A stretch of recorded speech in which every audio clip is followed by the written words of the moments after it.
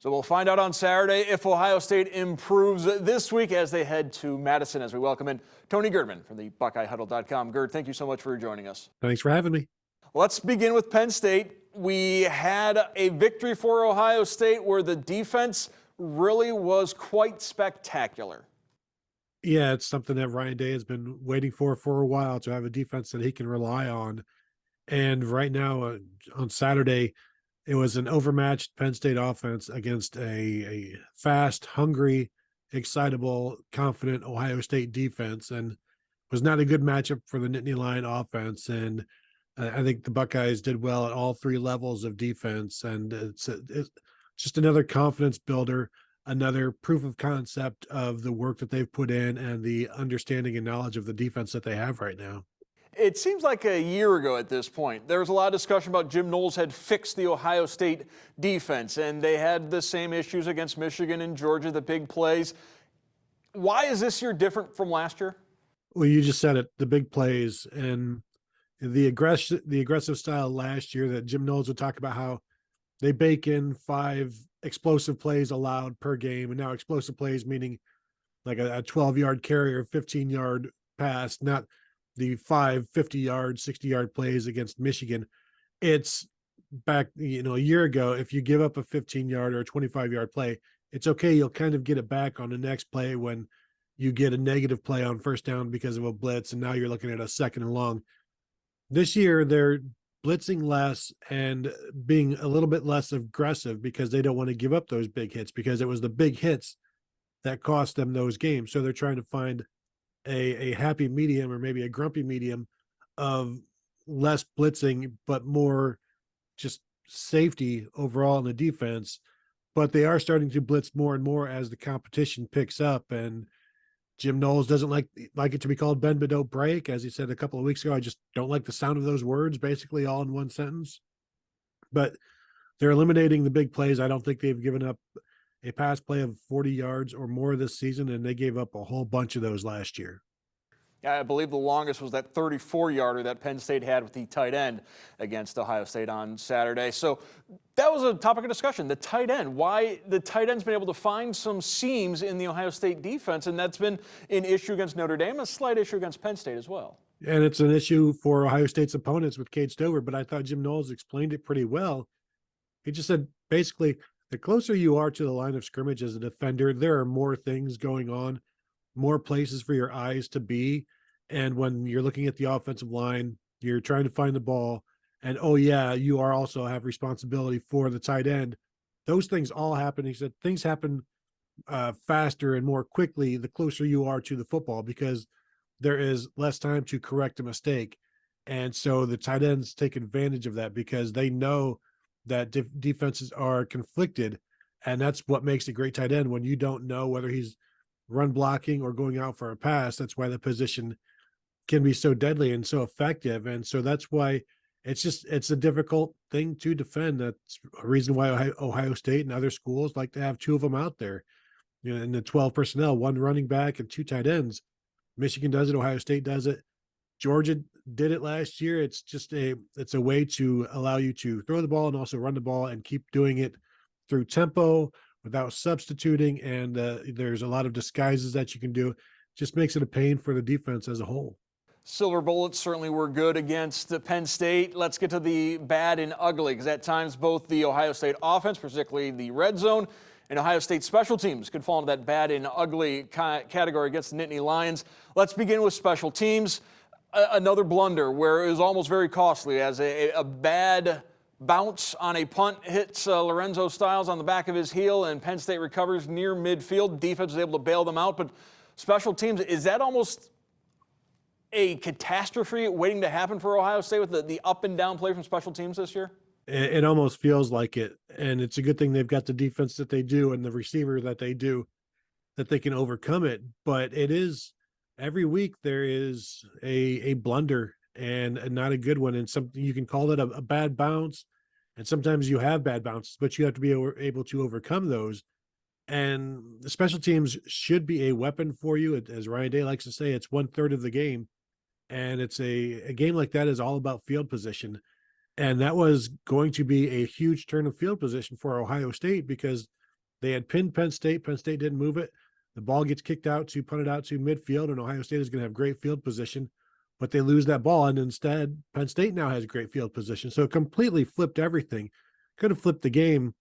And it's one of those things where you have a crazy bounce, sure, but when it happens week after week after week, and it's not just a bounce, it's a penalty, it's a hold, it's whatever. In the special teams, it's not being aligned properly. It's a bad snap on a punt that looks like a fake that is not. It's not knowing that there's a fake on. Like last year, there are a number of blunders. It may only be one or two, but they're big enough to remember and to continue to chalk them up for Ohio State. And you can't have that in matchup games, as Ryan Day likes to say. The difference offensively for Ohio State against Penn State was clearly Marvin Harrison Jr., the co-offensive player of the week for the Big Ten this past season, over 160 yards, 11 catches. I guess my number one question for you, Gerd, about Marvin Harrison Jr., are you team Route Man Marv or Maserati Marv for the nickname? Probably Route Man Marv more than Maserati Marv. I don't know. And I do like alliteration. I'm not opposed to it. But yeah, I'm more Route Man Marv. I think maybe that's because I've seen that one longer. The Maserati Marv is kind of new, and I'm still old school. You know, I go back a couple years. All right, with Marvin Harrison. That's not this new fangled thing. So I'm Route Man Marv, but also I understand the Maserati part. Hey, if someone was angling to get a deal with Maserati out of that nickname, more power to them, but it seemed awfully forced, but I like Route Man Marv as well. Let's talk about maybe the next great wide receiver for Ohio State, Carnell Tate. And he was targeted a few times against Penn State, had a couple of drops, had a couple of catches, but was doing some of the little things that matter when it comes to Ohio State receivers. And perhaps even more remarkable is the way this young man is playing after losing his mother in a tragic situation just a few weeks before the season began. It seems like he really just put himself into the team to help cope and find the love and the support that you need in times like that. But in terms of his play on the field, and particularly a couple of plays on the field against Penn State, the touchdown pass from to Marvin Harrison, where Marvin Harrison is running around and utilizing what could have been a block in the back by Carnell Tate, but he backed off of that and just got in the way enough, and then went and got in the way of another defender. That kind of awareness is, you want to see that out of your upperclassmen. You are astounded when you see it out of your freshmen. So just his football awareness, his football smarts, very high. He's a very mature player. He's, they've been talking about him and his maturity since the first day he got to campus this winter. And then the final play of Tate's day was fielding the onside kick. No concern, just grabbed it and went down. And when you could trust a freshman to do all of these different things, including now having a larger role on offense without Emeka Egbuka out there, and that may continue, as I asked Ryan Day on Tuesday, is he basically a starter now? And he didn't call him a starter, but he said they can put him out there at any time. They're comfortable with him out there at any time. And not that they can just put him out there whenever. They can put him out at any spot, and he can play all three receiver spots. And he's comfortable and he's reliable. And this is the time of year for these true freshmen when they stand out, when they become great sophomores. This is when they start showing out as true freshmen. And right now he's got 11 catches on the season, which is the same number that Marvin Harrison had as a true freshman. It's one more than Emeka Egbuka had as a true freshman. It's one more than Jackson Smith-Njigba had as a freshman. He's still about 19 behind Garrett Wilson. He's going to be tough to catch because Garrett Wilson was part of a rotation from day one as a true freshman in 2019. And I think he's one behind what Chris Olave finished with in 2012 as well. So he'll pass all of those guys except for Garrett Wilson, and he may get Garrett Wilson as well. Who are Tristan Gebbia and Lincoln Keen-Holtz, and why should casual Ohio State fans get to know those two names?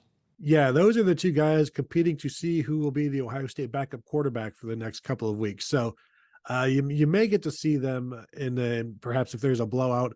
I wouldn't expect it necessarily to happen in Madison, but who knows? Stranger things have happened up there or against Wisconsin, perhaps in Chicago in the past, or Indianapolis rather. But those guys are going to compete to see who the backup is. Tristan Gebbia is a 7th-year senior. and Lincoln Keenholz is a true freshman. So the experience it's a wide gap. Tristan Gebbia has started as many starts under his belt, started for a time at Oregon State. So he is the more experienced guy. Lincoln Keenholz is the future of the Ohio State quarterback position. So I think if there is an issue on Saturday up in Camp Randall, I would expect that to be the nearly 30-year-old backup quarterback rather than the 18-year-old.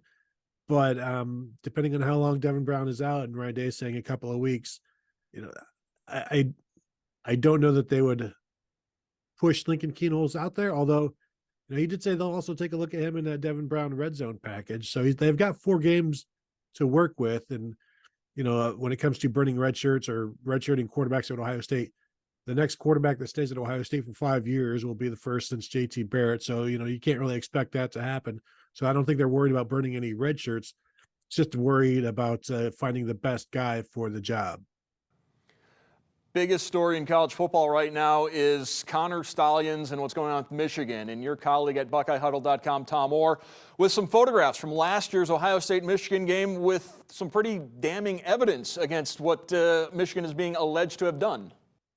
Yeah, I mean, it is connecting more dots. It's not, illegal or against the rules per se, but what the photos show is that when Ohio State's offense is on the field, yet Connor Stalions is standing right next to the Michigan defensive coordinator, Jesse Minter. And when the Ohio State defense is on the field, Connor Stalions is standing right next to Michigan offensive coordinator, Sharon Moore. And there's other video of conversing going on and then a play call going in. So there is so much circumstantial evidence going on right now. And, still some plausible deniability on the part of the head coach, but I don't think that this fountain of photos and videos, I don't think it's going to run dry anytime soon.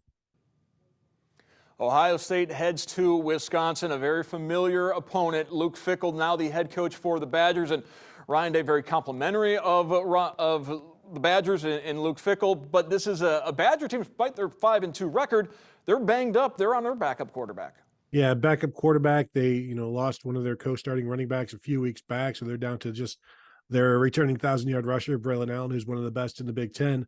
But they'd prefer to have a full, healthy backfield, and they don't. And so that's going to be an issue. And, Ohio State's probably going to take advantage of that inexperience at quarterback and get after it a little bit and feel like they can make force some mistakes. And, Wisconsin's going to have to play a pretty clean game offensively and a really good game defensively to keep it a game into the fourth quarter where anything at that point then can happen. Perhaps a special teams issue, perhaps something like that. If you get into 4 quarters, then that stadium can get crazy like no other, and that's what they're going to be looking for. Halloween weekend at night, perhaps a 4-quarter game, some iffy weather. It's about as Big Ten as you can get. And I think schematically what we're going to see out of Wisconsin is going to look very familiar. It sounds an awful lot like Urban Meyer's old power spread offense that Luke Fickell's installing in Madison. Yeah, and they're going to want to run some tempo as well, spread it out and then run up the middle and, find the numbers. You spread out the linebackers and the secondary and then just run where the defense isn't. And it can be effective. It's just a matter of Ohio State, their ability to, while they are spread out, hold up against the offensive line and maybe force Braylon Allen outside a little bit and then clean it up as it gets out there. If they are able to run between the tackles and the linebackers are having trouble getting there, that's going to create an issue. But that was happening against Penn State. But Jim Knowles talked about how they were able to nip that pretty quickly. Like Nick Singleton last week, I think he had 42 yards on his first 3 carries, and he finished the game 9 carries for 48 yards. So they made some adjustments, and that's what being in the same defense 2 years in a row allows them to do. They can make some quick adjustments and stop what is working and then force the offense to try to find something else that is working. And there's only so many things that you're going to be able to find, I think, against this Ohio State defense right now. It's an interesting statistic. No Ohio State quarterback has ever thrown for 300 yards against Wisconsin. Perhaps Kyle McCord can become the first on Saturday night. I want to thank our guest from BuckeyeHuddle.com, Tony Gerdeman, for joining us. Gerd, thank you once again. Thanks.